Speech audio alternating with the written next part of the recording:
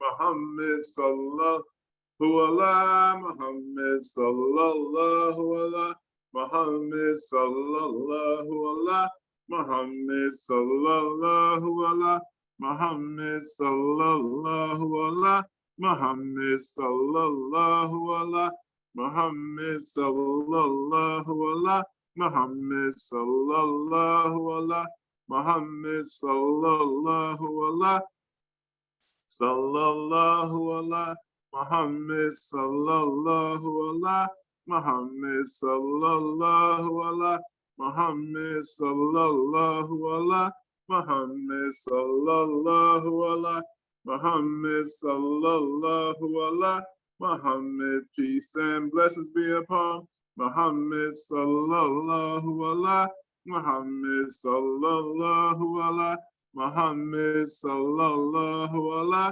Muhammad sallallahu Allah, Muhammad sallallahu Allah, Muhammad sallallahu Allah, Muhammad sallallahu Allah, Muhammad sallallahu Allah, Muhammad sallallahu Allah, Muhammad sallallahu Allah, Muhammad sallallahu Allah, Muhammad sallallahu Allah, Muhammad sallallahu Allah, Muhammad sallallahu Allah, Muhammad sallallahu Allah, Muhammad sallallahu Allah, Muhammad sallallahu Allah, Muhammad, prayers and peace be upon Muhammad sallallahu Allah, Muhammad sallallahu Allah, Muhammad sallallahu Allah, Muhammad sallallahu Allah, Muhammad sallallahu Allah,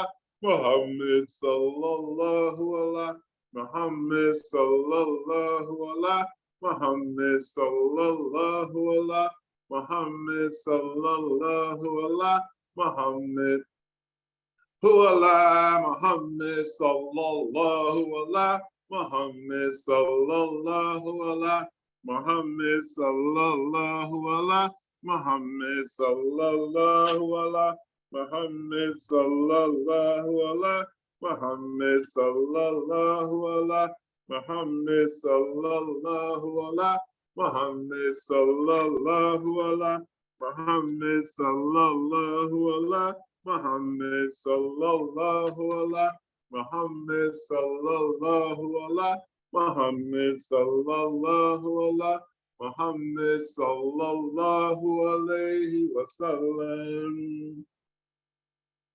Bakke Khadim Rasul, Bismillahir Rahmanir Rahim. Wa khala fi dalal khairati, mustashfiyan bihi ila al-khairati. Awalu ma aqulu fi salati, ala nabi sahibil ayati. Musalliyan ala nabi Muhammadi, Musalliyan ala nabi Muhammadi, Musalliyan ala nabi Muhammadi. Ada dumu'i thumma abda mufridi. Musalliman ala Rasul al-Mustafa, Musalliman ala Rasul al-Mustafa, Musalliman ala Rasul al-Mustafa, wa alihi wa sahbihi wa khulafa. Cheikh Rabban, la ilaha illallah, Fall, Nugget, la ilaha illallah, Fall, Yain Yaram, Fall, Cheikh Rabban, la ilaha